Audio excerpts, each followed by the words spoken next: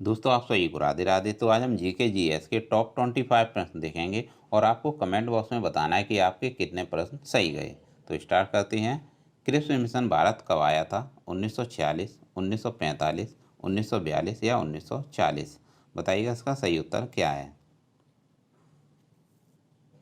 इसका सही उत्तर है 1942।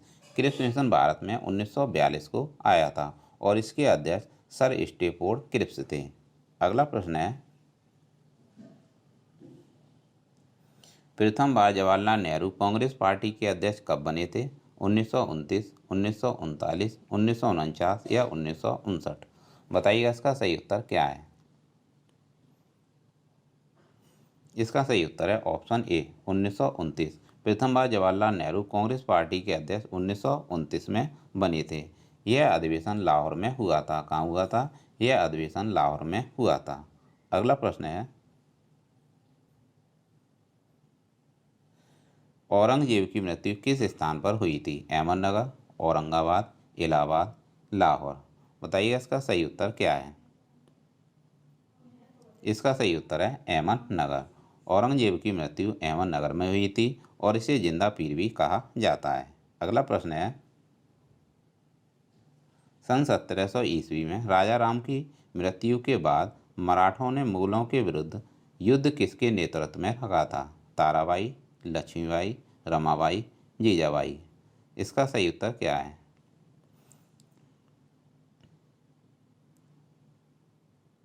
इसका सही उत्तर है ऑप्शन ए ताराबाई।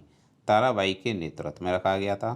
सन 1700 ईस्वी में राजा राम की मृत्यु के बाद मराठों ने मुगलों के विरुद्ध युद्ध उसकी वीर पत्नी ताराबाई के नेतृत्व में जारी रखा था। यह इसका सही उत्तर है। अगला प्रश्न है,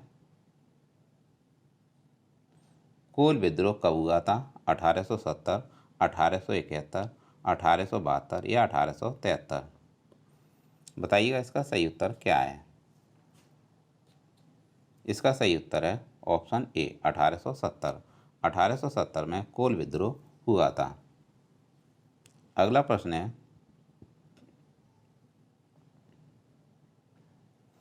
पृथ्वी किस पथ पर सूर्य की परिक्रमा करती है? क्षितिज, लंबरूप, गोलाकार या अंडाकार?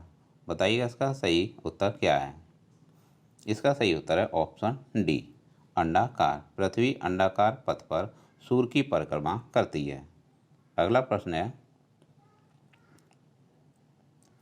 विशालतम हिमनद कौन सा है? सासायनी, गंगोत्री, जैमू या सियाचिन? बताइएगा इसका सही उत्तर क्या है।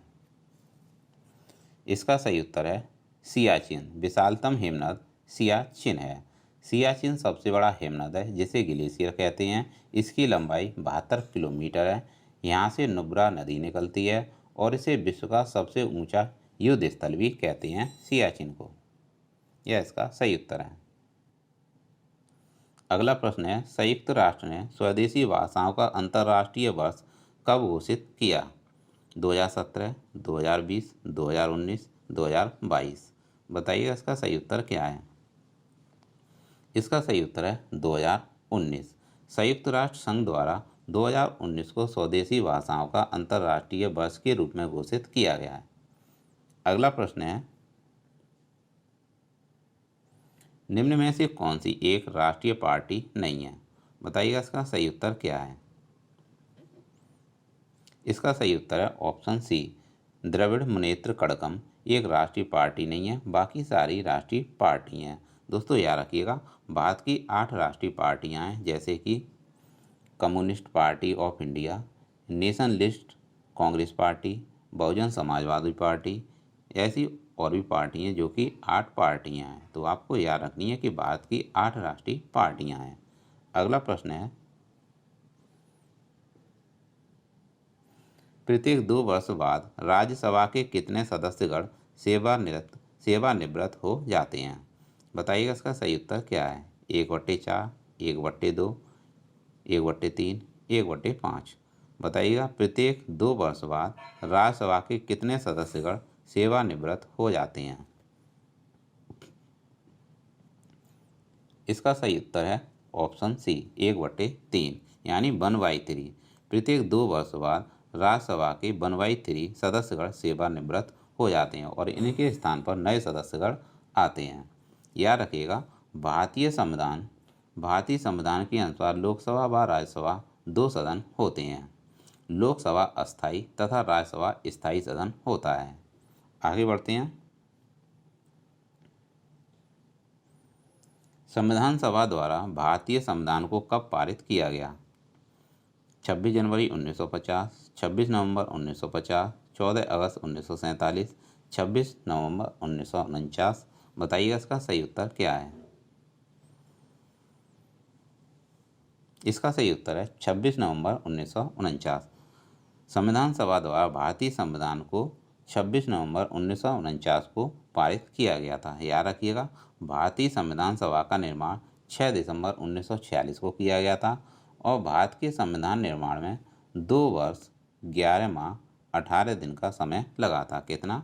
2 वर्ष 11 माह 18 दिन का समय लगा था। आगे बढ़ते हैं। अगला है 12वां प्रश्न।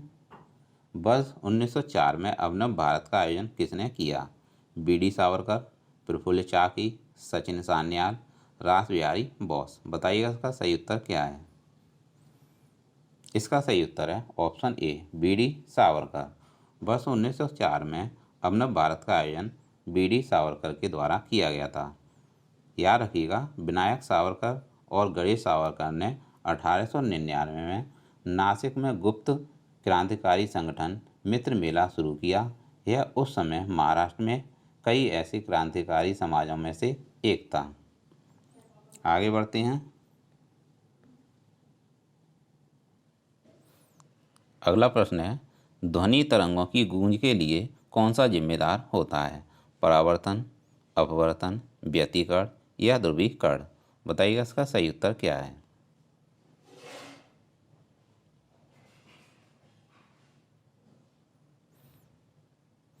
दोस्तों इसका सही उत्तर है ऑप्शन ए, परावर्तन। ध्वनि तरंगों की गूंज के लिए परावर्तन जिम्मेदार होता है। ये तरंगें यांत्रिक तरंगें होती हैं। कौन सी तरंगें होती हैं? ये तरंगें यांत्रिक तरंगें होती हैं। अगला प्रश्न है, बिजली के हीटर में कौन सी सामग्री होती है? टंगस्टन, नाइक्रोम, पीतल, इस्पात। बताइएगा इसका सही उत्तर क्या है।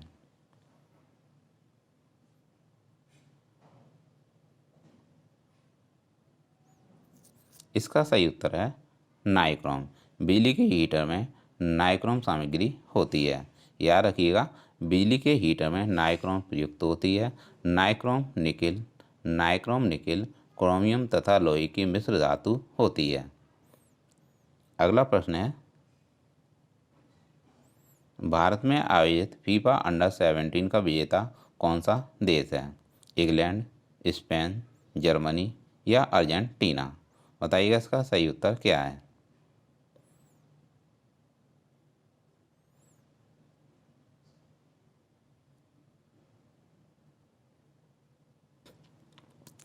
इसका उत्तर बताइएगा, सही उत्तर क्या है। फीफा अंडर 17 का विजेता कौन है? इंग्लैंड है। कौन सा है?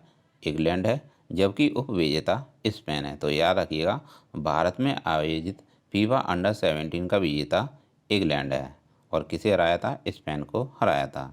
अगला प्रश्न है, इनमें से कौन एल्यूमिनियम का एक अयस्क है?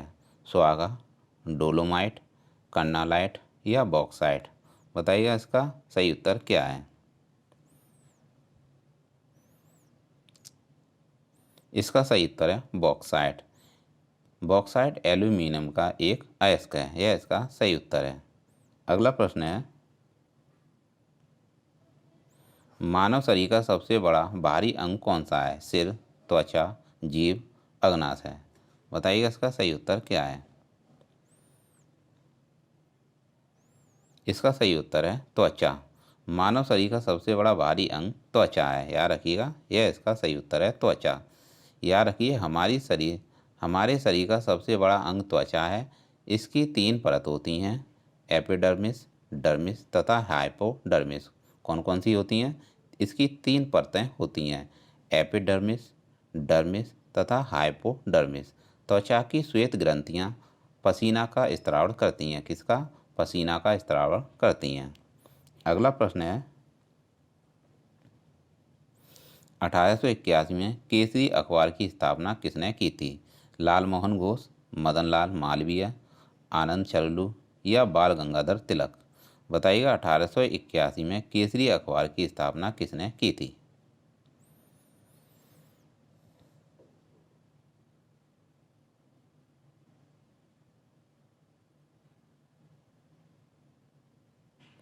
इसका सही उत्तर है दोस्तों ऑप्शन डी, बाल गंगाधर तिलक। 1881 में केसरी अखबार की स्थापना बाल गंगाधर तिलक ने की थी।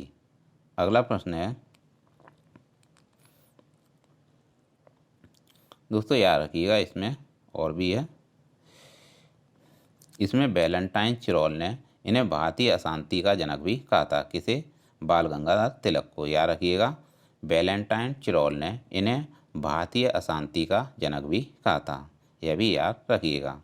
और इनका एक नारा था, स्वराज्य हमारा जन्मसिद्ध अधिकार है जिसे मैं लेकर रहूँगा, बाल गंगाधर तिलक का। यह भी याद रखिएगा। आगे बढ़ते हैं। ब्राज़ील में विशाल कैवा बागानों को क्या कहा जाता है? एस्टेट, एस्टीसियाज, कल्कीजैस या फजेंडा? बताइएगा इसका सही उत्तर क्या है। इसका सही उत्तर है फजेंडा। ब्राज़ील में विशाल कहवा बागानों को फजेंडा कहा जाता है। याद रखिएगा, विश्व में कॉफ़ी का सबसे बड़ा उत्पादक ब्राज़ील है। कौन है? ब्राज़ील है। ब्राज़ील के विशाल कहवा उत्पादक बागान फजेंडा कहलाते हैं। अगला प्रश्न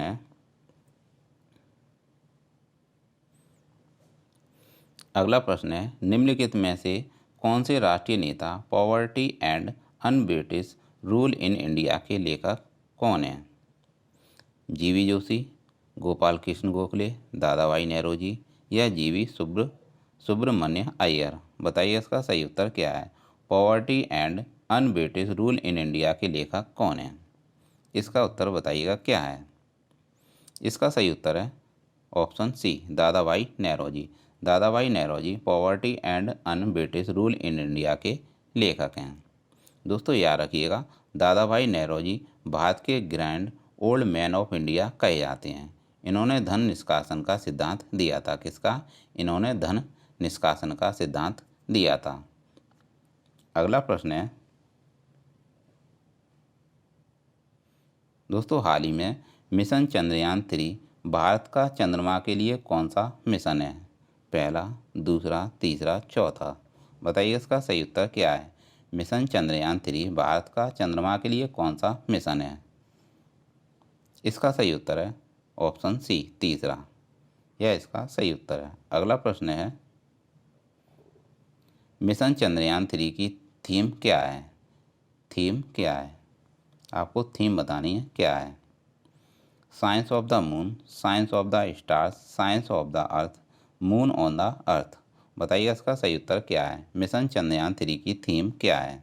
यहाँ पर थीम कर लीजिएगा। इसका सही उत्तर है option A, science of the moon. यह इसका सही उत्तर है। अगला प्रश्न है मिशन चंद्रयान 3 कब लॉन्च किया गया? 14 जुलाई 2023, 15 जुलाई 2023, 16 जुलाई 2023 या 17 जुलाई 2023? बताइएगा इसका सही उत्तर क्या है। मिशन चंद्रयान 3 कब लॉन्च किया गया? इसका सही उत्तर है 14 जुलाई 2023। 14 जुलाई 2023 को मिशन चंद्रयान 3 लॉन्च किया गया था। अगला प्रश्न है मिशन चंद्रयान 3 किस रॉकेट से लॉन्च किया गया? LV-M3 M4 या PSLV-9 या GSLV-4 या SSLV-5? बताइएगा इसका सही उत्तर क्या है। मिशन चंद्रयान 3 किस रॉकेट से लॉन्च किया गया था?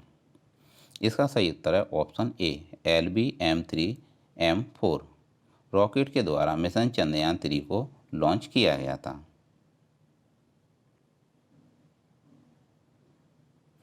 मिशन चंद्रयान 3 को कहाँ से लॉन्च किया गया था? बताइएगा। ऑप्शन है पहला, सतीश धवन अंतरिक्ष केंद्र श्रीहरिकोटा, विक्रम साराभाई स्पेस सेंटर या भारतीय अंतरिक्ष अनुसंधान संगठन बेंगलोर या रक्षा अनुसंधान एवं विकास संगठन नई दिल्ली? बताइए इसका सही उत्तर क्या है। मिशन चंद्रयान 3 को कहाँ से लॉन्च किया गया था।